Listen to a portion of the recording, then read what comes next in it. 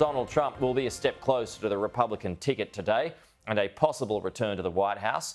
The 77-year-old won the North Dakota caucus by 84%. That win gives the former president momentum heading into Super Tuesday, after so far winning at least 8 states.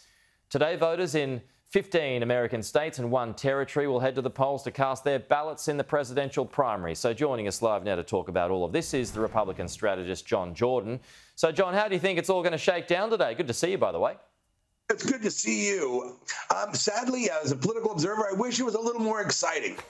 President Trump is going to lock up the Republican nomination, and Joe Biden is going to lock up the Democrat nomination largely. There are a couple things to look for.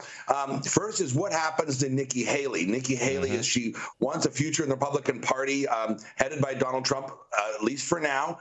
She needs to find a graceful way out and to make nice. What that looks like, I don't know, but it's going to be interesting to watch how she does it after all the things she said.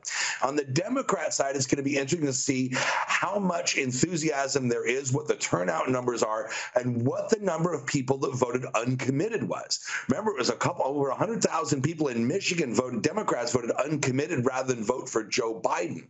And that is enough to threaten Joe Biden's potential to win the state of Michigan. So it's going to be interesting to see how many people are voting uncommitted, what that temperature looks like for Joe Biden going forward, because that may be an indicator for the fall. Yeah, you're right. I can't recall a Super Tuesday that has been as close to an anticlimax as this one currently is. Can you, John?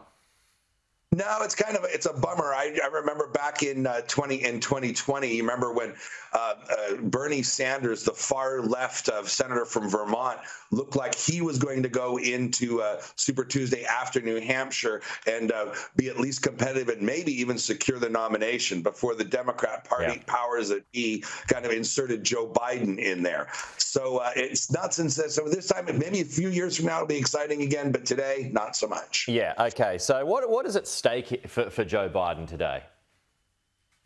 Oh, Joe Biden wants to do really well. What's really at stake for him and what he needs to watch out for is the number of Democrats that vote uncommitted or vote for one of the other small candidates that aren't going anywhere.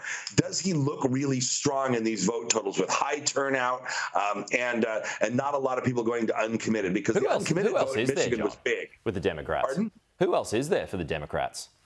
Now, there's some gadfly candidates, and then there's also none of the above or non-committed, and that's what happened in Michigan to Joe Biden. It was a big embarrassment. So the Joe Biden needs to not be embarrassed today, and the Democrat strategists are going to be pouring over these numbers, as will the media. Yeah. So when it comes to Donald Trump, does he actually get confirmed today, or is it a little way down the track? No, it's a little way down the track for him. Actually, technically for both of them, because the party rules for Democrats and Republicans are different. There are similarities, but what they do is they rack up delegates. And when one of them racks up enough delegates, that's different number for each party, a majority, then they become literally the presumptive nominee. But they don't become officially the nominee until the convention's in later this summer. True. Yep. Okay. So back to Nikki Haley. I mean, it is her last stand today. Folks aren't really expecting much there. So what is her play? Does she want to run as a VP, or does she want to keep things, cozy within the party and maybe have another crack in 4 years? Yeah, so I think that Nikki Haley miscalculated. She thought that there was going to be more space for her in the primary and she'd get more traction than she did. She was very well funded, and in the states that she has run in, she was actually more supported by Democrats in the states that allowed crossover and independence than actual Republicans.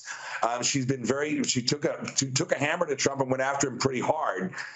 It didn't work, so now she's kind of between a rock and a hard place. She is a Republican. She can't be a Democrat. So to be accepted, she has to try to find a graceful way out because her big gamble didn't pay off. All right. We will see what happens today, although we already know. John, good to see you. We'll talk to you soon.